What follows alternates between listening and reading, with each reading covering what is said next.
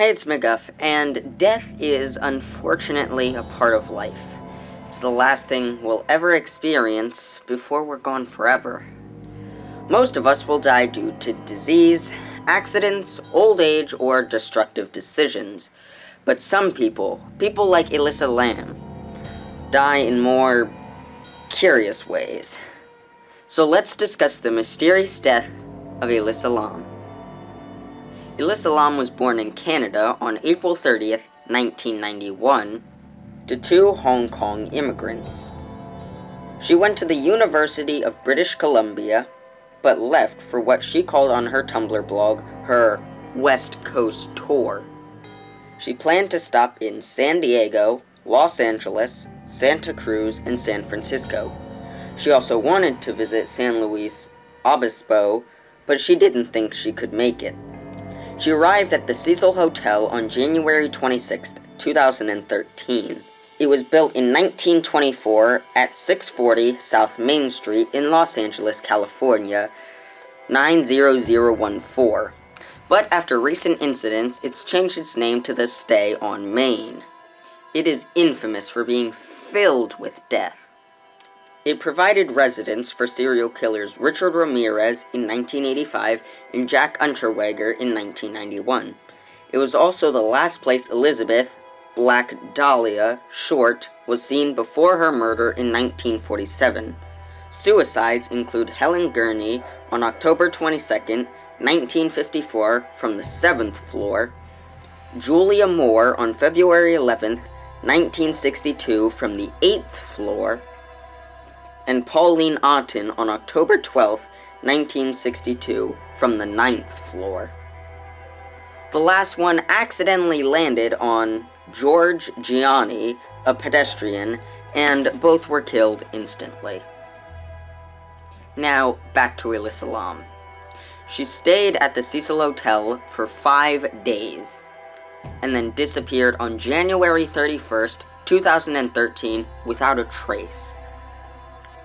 By then, the Los Angeles Police Department was already investigating, because she didn't talk to her parents in a long time, so they got worried that something happened.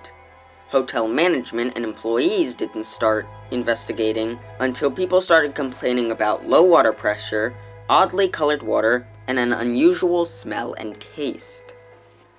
On February 13th, 2013, the LAPD released a video. The video was shot from an elevator camera and shows Elisa Lam on the day of her death. Link the description down below. It shows her pressing multiple buttons, looking down hallways, hiding in the corner, stepping in and out of the elevator, holding her hands above her head, talking to people who aren't there, and just generally acting very strange. Some theories as to what happened in the elevator include: 1. She was possessed. 2. She was playing the popular Korean game, the elevator game. 3. She was on the influence of drugs.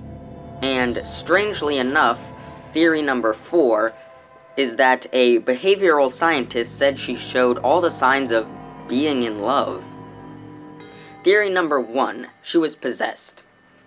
The Cecil Hotel is known for being filled with death, so some people on the more religious side say that she was possessed by a ghost or entity that had died in that building.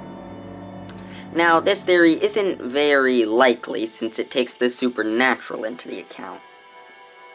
Number 2, she was playing the elevator game. The elevator game is from Korea that supposedly takes you to another dimension. I will put instructions on how to play it in the link down below. Theory number 3, she was under the influence of drugs. Former Los Angeles Police Department club drug expert Trinka Porada gives her own assessment. She says it's hard to tell whether she's under the influence, but she says it's still a very likely possibility. She appears to dance and constantly hides in the corner. This could be due to a hallucinogen. She says that ending up in the water tank, I'll get to that a bit later, is a weird place to end up, but she says that PCP has the weird tendency to attract people to water. The coroner report states that there were no drugs found in her system, but others say that they could have broken down during the time she was in the tank. And possibility number 4, she was in love. Dr. Jack Brown, a body language expert, decided to take a look at the video and came to a totally different conclusion. According to him, when she first enters the elevator, she is not scared, but in fact, very relaxed. After pushing some buttons and going into the corner, her arms and legs are in a very neutral and relaxed position, and thus, still not in fear. After she looks out the elevator doors and retreats to the corner with the buttons, she assumes what's known as the fig leaf position with her feet close together. This position is associated with anxiety, lowered self-esteem, and a submissive emotional tone. It can indicate fear, but that's not always the case. When she jumps out of the elevator, she does a quick 2-step maneuver that has a playful air to it. For a quick second, she spreads her feet wide. This shows greater confidence and 0 fear. For the next 15 seconds or so, she goes into a position known as elbows out laterally, with armpit exposed and behind the head hair preening display. She goes into this position fluidly, slowly, and deliberately. This is linked with a strong desire for romance. This could mean she sees her interest or is actively thinking about them. Before she goes back into the elevator, she puts both hands and arms behind her head. This also indicates romance. When she walks back into the elevator, she puts her hands on the side of the elevator doors. This, along with her slow walk, means that she is either lightheaded or in an extremely emotional state. She adjusts her hair behind her ear, which is a sign of her trying to be more assertive or courageous. Here, we can see she's smiling. It might not be a sincere smile, but it's a fair, social smile. Later in the video, she makes a lot of dramatic hand movements. This appears to be part of a conversation, whether real or part of a hallucination. None of the hand gestures are associated with fear. In this photo, her right foot goes up to her toes. She does this many times. This is a sign of excitement, optimism, and joy. At the end of the video, her elbow briefly goes up. As stated before, this is a romantic gesture. And in the words of Dr. Jack Brown, the elevator is still a mystery, but so is pretty much everything else in this case.